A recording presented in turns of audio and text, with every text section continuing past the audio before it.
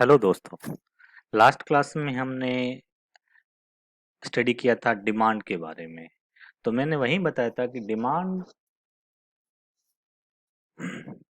Law of demand only direction बताता है। Law of demand क्या है कि price and quantity demanded are inversely related. It's means there is a negative correlation.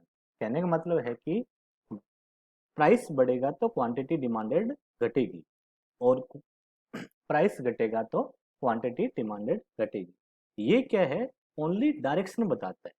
यानी price बढ़ने पर क्वांटिटी डिमांडेड की डायरेक्शन किस ओर जाएगी, कम की ओर, और प्राइस घटने पर क्वांटिटी डिमांडेड ज्यादा परचेज की जाएगी।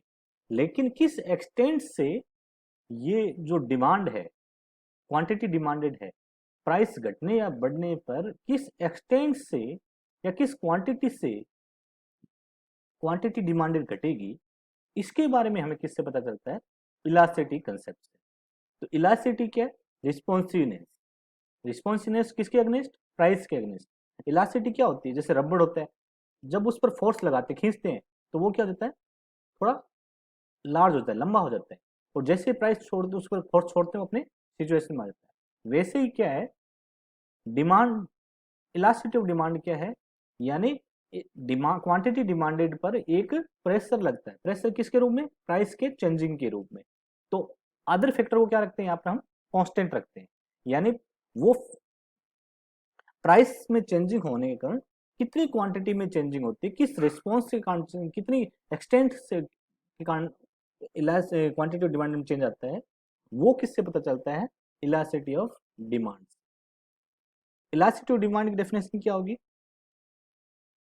अब इसमें क्या, the relative change in quantity demanded to the relative change in the price. ये क्या है, कहने का मतलब ये क्या है कि इलास्टिसिटी क्या है, यानी relative responsiveness or sensitiveness of the quantity demanded is measured to change in its price. The elasticity said to be price elasticity of demand. यानी कि आपको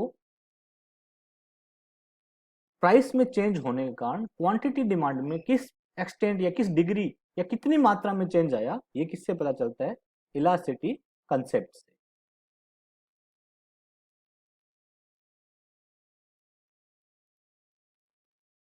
अब क्या है, टाइप्स ऑफ इलास्टिसिटी। अब देखो टाइप्स ऑफ इलास्टिसिटी मोस्टली क्या है, इसको कौन कौन सी डिमांड को इफेक्ट करते हैं, फैक्टर उनसे रिलेटेड की गई। इलास्टिसिटी ऑफ डिमांड, आगे types of elasticity of demand में क्या है, तीन प्रकार की type of elasticity of demand. Price elasticity of demand, income elasticity of demand, cross elasticity of demand. अब देखो वहीं पर भी हमने डिमांड के तीन टाइप्स पढ़े थे, price demand, income demand and cross demand. तो सेम चीज यहाँ पर है। प्राइस डिमांड में क्या होगा कि क्वांटिटी डिमांडेड में change in quantity demanded due to change in price. Other factor क्या रखना है, हमें कांस्टेंट रखना है। यानी कांस्टेंट का मतलब है उनको चेंज नहीं करना है, उनको फिक्स रखना है। जैसे एक टर्म यूज होती है सेट्रिस पेरिबस, इसका मतलब होता है अदर थिंग रिमेन कांस्टेंट। तो प्राइस इलास्टिसिटी का फॉर्मूला क्या होगा, प्राइस इलास्टिसिटी का percentage change in quantity demanded upon percentage change in prices. ठीक है, अब आता है income elasticity of demand. Same चीज यहां पर। अब इनकम इलास्टिसिटी ऑफ डिमांड क्या है कि इनकम चेंज होने पर कितनी क्वांटिटी डिमांडेड में चेंज आएगा, तो वो क्या बताती है, इनकम इलास्टिसिटी ऑफ डिमांड बताती है। अब इनकम इलास्टिसिटी ऑफ डिमांड का फॉर्मूला क्या है, वही सेम फॉर्मूला होगा। ऊपर पार्ट में क्या आएगा, percentage change in quantity demanded upon percentage change in income. अब नेक्स्ट आता है क्रॉस इलास्टिसिटी ऑफ डिमांड। देखो क्रॉस इलास्टिसिटी ऑफ डिमांड के बारे में जब बात की थी तो मैंने पहले ही बताया था, क्रॉस इलास्टिसिटी ऑफ डिमांड का मतलब है कि दो गुड्स यदि रिलेटेड हैं तो एक गुड्स के प्राइस में चेंज होने के कारण दूसरे गुड्स की डिमांड में क्या फर्क पड़ेगा, इसको क्या बोलते हैं, cross demand. Cross demand same चीज यहां पर है, क्रॉस इलास्टिसिटी ऑफ डिमांड। अब फॉर्मूला देखो यहां जैसा लिखा हुआ है, percent change in quantity demanded of a goods x, मतलब कोई दूसरी गुड्स है, percent change in price of goods Y.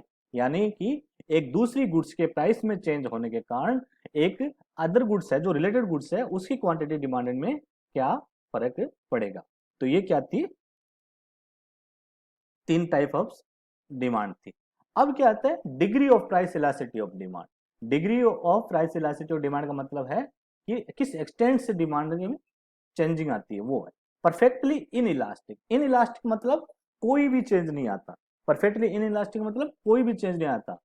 Unitary elastic मतलब इलास्टिसिटी की जो वैल्यू है वो एक है, यानी सेम प्रोपोर्शनल में चेंज हो रहा है। जैसे फॉर्मूला क्या है, proportional change in quantity demanded upon proportional change in prices, या percentage change in quantity demanded upon percentage change in prices.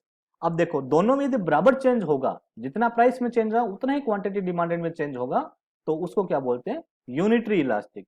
Relative elastic और रिलेटिव इन इलास्टिक और परफेक्टली इलास्टिक।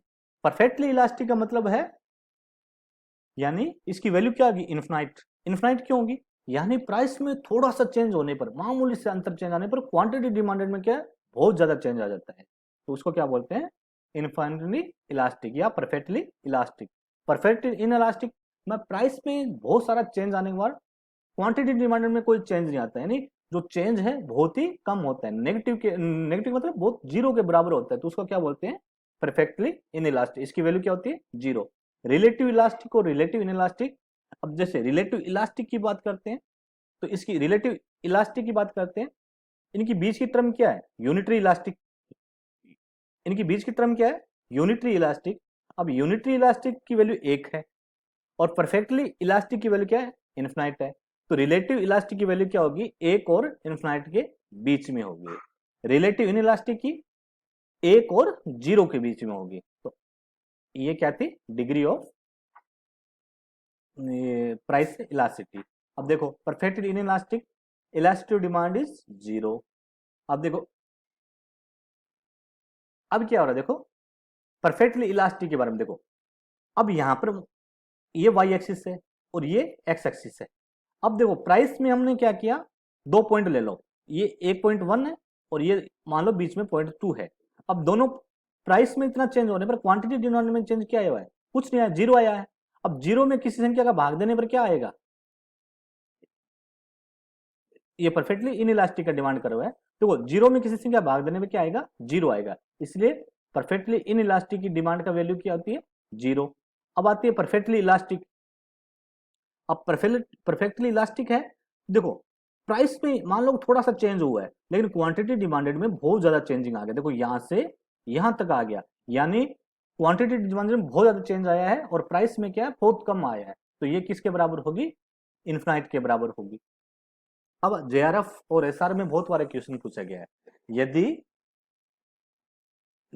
डिमांड करो क्या है, एक्स एक्सेस के parallel है, x access के parallel मतलब तो इलास्टिसिटी क्या होगी, यदि डिमांड, ये क्या डिमांड करो है, एक तरीके से डिमांड करो बोल सकते हैं, क्या प्राइस और क्वांटिटी डिमांडेड में रिलेशनशिप दिखा रहा है। तो यदि डिमांड करो एक्स एक्सिस के पैरेलल है तो इलास्टिसिटी ऑफ डिमांड क्या होगी, तो हम क्या मानेंगे, ये परफेक्टली इलास्टिक। डिमांड की परफेक्टली इलास्टिक, इसका वैल्यू क्या होगी, इनफिनाइट। सेम चीज यहाँ पे चली जाए, यदि अब किस थोड़ा सा घुमा दिया जाए कि यदि डिमांड करो वाई एक्सेस के पैरेलल है तो इलास्टिसिटी ऑफ डिमांड क्या होगी, तो वाई एक्सेस के पैरेलल मतलब प्राइस वाली रेंज के, उसके पैरेलल मतलब उसके समानांतर है, तो इसका मतलब क्या है कि ये वर्टिकल है, वर्टिकल है तो इसमें क्या आ गई, perfectly in elastic of demand. ठीक है, अब आता है relative elastic in elastic demand. अब देखो ये क्या था, परफेक्टली रिलेटिव इलास्टिक, देखो रिलेटिव इलास्टिक। अब देखो परफेक्टली इलास्टिक डिमांड करो कैसा था, ऐसा था ना, हॉरिजॉन्टल इसके एक्स एक्सिस के, तो ये क्या है मोर हॉरिजॉन्टल है, इसलिए क्या है परफेक्टली रिलेटिव इलास्टिक के बारे में। और रिलेटिव इन इलास्टिक वाला क्या था, ये था देखो वर्टिकल एक्सिस के प्राइस एक्सिस जो है या वाई एक्सिस है या इसके एक्सिस क्या क्या था, या एक्स एक्सिस के पैरेलल था, 90 डिग्री एंगल बना रहा था, तो ये क्या है परफेक्टली रिलेटिवली इन इलास्टिक और डिमांड। अब क्या है, कौन कौन से फैक्टर हैं जो प्राइस इलास्टिसिटी ऑफ डिमांड को करते हैं, इफेक्ट करते हैं? Degree of necessity of goods. अब degree of necessity of goods मतलब, कहने का मतलब है कोई गुड्स कितनी इंपॉर्टेंट है, कोई गुड्स क्या है, कितनी इंपॉर्टेंट है।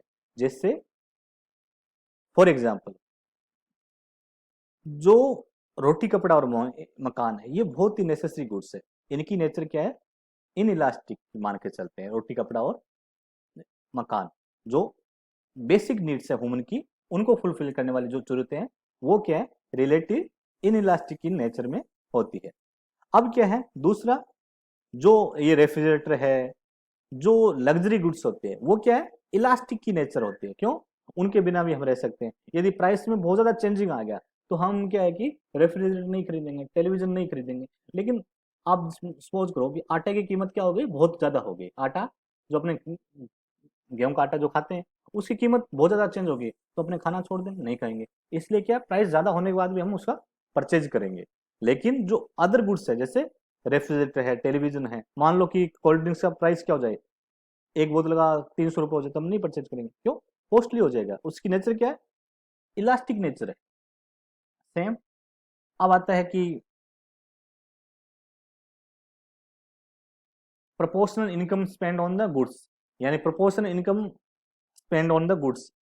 देखो, प्रोपोर्शनल इनकम स्पेंड का मतलब कि यदि हम बहुत ज्यादा स्पेंड कर रहे हैं या बहुत कम स्पेंड कर रहे हैं, तो वो गुड्स क्या है, इन इलास्टिक की नेचर की होती है। टाइम, यदि जो गुड्स, टाइम का मतलब है जो गुड्स ज्यादा यूज होती है या लंबे समय तक चलती है, वो क्या होती है, इलास्टिक की नेचर होती है। और जो लॉन्ग शॉर्ट रन होती है, वो क्या होती है, इन इलास्टिक की नेचर होती है। क्यों, शॉर्ट रन में हम व्यवस्था नहीं कर सकते।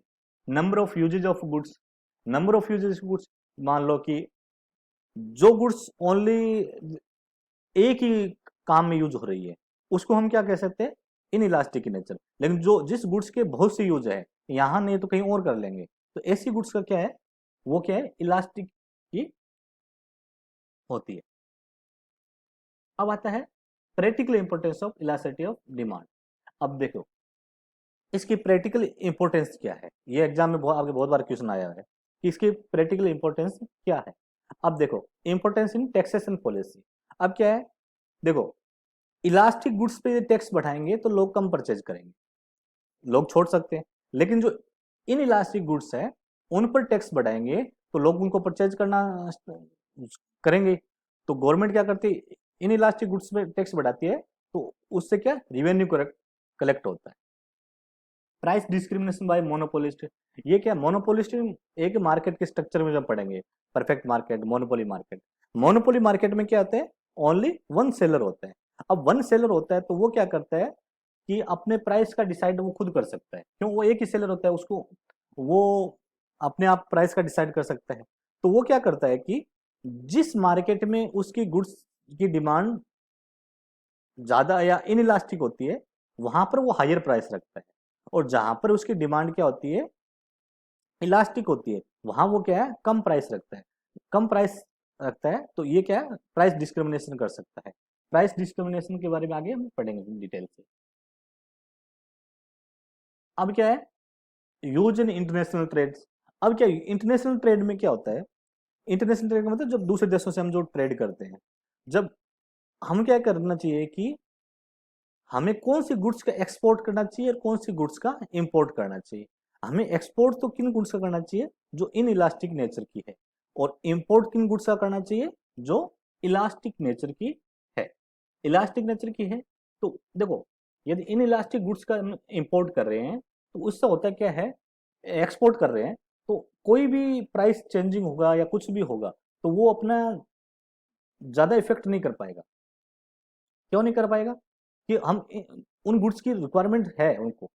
लेकिन जब इलास्टिक गुड्स की हम यदि इंपोर्ट ज्यादा करेंगे, तो प्राइस में घटने बढ़ने पर वो क्या अपना डिनाई कर देंगे, वो नहीं परचेज करेंगे। तो इसलिए क्या हमें, यदि इंटरनेशनल ट्रेड में मजबूत बनना है, अपनी स्थिति करना, स्ट्रॉन्ग करनी है, तो इलास्टिक गुड्स होती है, उनका तो इंपोर्ट करना चाहिए और इन इलास्टिक गुड्स का एक्सपोर्ट करना चाहिए। ठीक है। अब होता है कि ये हो गया अंडरटेकिंग द पब्लिक यूटिलिटीज।